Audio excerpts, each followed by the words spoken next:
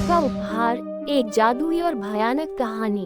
एक अंधेरे जंगल के बीचों बीच एक बूढ़ी चुड़ैल रहती थी। वो एक डरावनी प्राणी थी। उसकी पीठ झुकी हुई थी, उसकी नाक टेढ़ी थी और उसके पूरे चेहरे पर मस्से थे। लेकिन वह एक शक्तिशाली चुड़ैल भी थी, जिसके पास जादू था जो ठीक भी कर सकता था और नुकसान भी पहुंचा सकता था। एक दिन आन्या नाम की एक युवा लड़की जंगल में खो गई। वो अपनी सहेलियों के साथ जामुन तोड़ रही थी, तभी रास्ते से बहुत दूर भटक गई। वो घंटों तक भटकती रही, जंगल में और भी गहराई में घुसती गई। अंत में आन्या एक समाशोधन पर आई। समाशोधन के मध्य में एक छोटी सी कुटिया थी। आन्या ने दरवाजा खटखटाया और एक क्षण बाद बूढ़ी चुड़ैल ने जवाब दिया, तुम क्या चाहते हो बच्चे? डायन ने कर्कश आवाज में पूछा। मैं खो गई हूँ, आन्या ने कहा। क्या आप मेरी मदद कर सकते हैं? डायन बहुत देर तक आन्या की ओर देखती रही। फिर उसने कहा, मैं आपकी मदद कर सकती हूँ, लेकिन इसकी कीमत आपको चुकानी पड़ेगी। आप क्या चाहते हैं? आन्या ने पूछा। मैं चाहती हूँ कि तुम 1 साल और 1 दिन तक मेरे साथ रहो, चुड़ैल ने कहा। तुम मेरे सेवक बनोगे और मेरा जादू सीखोगे। आन्या डरी हुई थी, लेकिन वह ये भी जानती थी कि वह जंगल में अकेली नहीं रह सकती। वह डायन की शर्तें मान गई। आन्या को जल्दी ही पता चल गया कि चुड़ैल एक मांगलिक मालकिन थी। उसने आन्या से कड़ी मेहनत करवाई और वह अक्सर उसके साथ क्रूर व्यवहार करती थी। लेकिन आन्या ने जादू के बारे में भी बहुत कुछ सीखा। डायन ने आन्या को औषधि बनाना, जादू करना और आकार बदलना सिखाया। उसने उसे जंगल के रहस्यों और वहां रहने वाले प्राणियों के बारे में भी सिखाया। पहले तो आन्या डायन की शक्ति से डरती थी, लेकिन जैसे जैसे उसने जादू के बारे में और अधिक जाना, उसे इसकी शक्ति अपने भीतर महसूस होने लगी। उसे एहसास हुआ कि वह भी डायन बन रही है। एक दिन आन्या जंगल में घूम रही थी, तभी उसे खेलते हुए बच्चों का एक समूह मिला। ये वही बच्चे थे जिनके साथ वह जामुन तोड़ रही थी जब वह खो गई थी। आन्या को देखकर बच्चे हैरान रह गए। उन्हें लगा था कि वह मर गई है।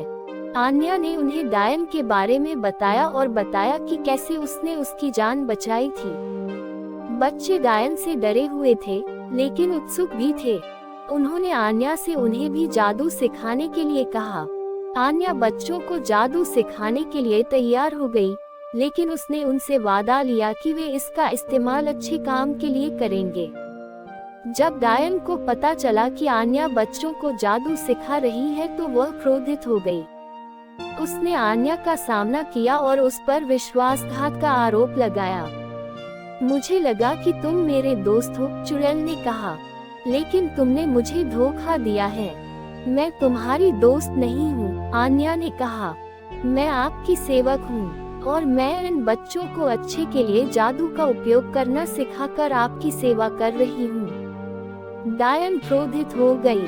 उसने आन्या को श्राप देते हुए कहा कि अगर वह बच्चों को जादू सिखाती रहेगी तो वह राक्षस बन जाएगी। आन्या घबरा गई, लेकिन उसने हार मानने से इनकार कर दिया। उसने बच्चों को जादू सिखाना जारी रखा और चुड़ैल का श्राप प्रभावी होने लगा। आन्या की त्वचा हरी हो गई, उसके बाल सफेद हो गए और उसके नाखून पंजे में बदल गए। वो हर गुजरते दिन के साथ और अधिक राक्षसी होती गई, लेकिन बच्चों को कोई परवाह नहीं थी। वे आन्या से प्यार करते थे और उन्हें इसकी परवाह नहीं थी कि वह कैसी दिखती है। उन्होंने उससे जादू सीखना जारी रखा और अपनी शक्तियों का उपयोग दूसरों की मदद करने के लिए किया। एक दिन चुड़ैल ने उस गांव पर हमला कर दिया जहां बच्चे रहते थे। वह आन्या और उसके छात्रों को नष्ट करने के लिए कृतसंकल्प थी। बच्चों ने बहादुरी से मुकाबला किया, लेकिन डायन की शक्ति के सामने उनका कोई मुकाबला नहीं था। जब ऐसा लगा कि सब कुछ खो गया है, आन्या आगे बढ़ी। आन्या अपने आप में एक शक्तिशाली डायन बन गई थी। उसने डायन को हराने के लिए अपने जादू का इस्तेमाल किया और डायन का श्राप टूट गया। आन्या अब राक्षस नहीं थी, वह फिर से अपना पुराना रूप थी। बच्चों ने खुशी मनाई और ग्रामीणों ने जश्न मनाया। आन्या ने उन्हें चुड़ैल से बचाया था और उसने उन्हें दिखाया था कि जादू का इस्तेमाल अच्छे के लिए किया जा सकता है। आन्या और उसके छात्र दूसरों की मदद करने के लिए अपने जादू का इस्तेमाल करते रहे।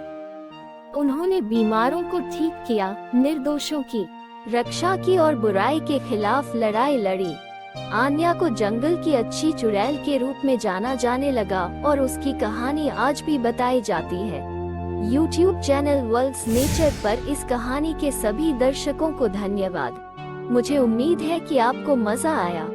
यदि आपको ये कहानी पसंद आई है तो कृपया अधिक अद्भुत प्रकृति वीडियो और कहानियों के लिए वर्ल्ड्स नेचर चैनल को लाइक और सब्सक्राइब करने पर विचार करें। मैं वादा करता हूँ कि जल्द ही एक और रोमांचक कहानी के साथ वापस आऊंगा। तब तक कृपया अपना ख्याल रखें और अलविदा।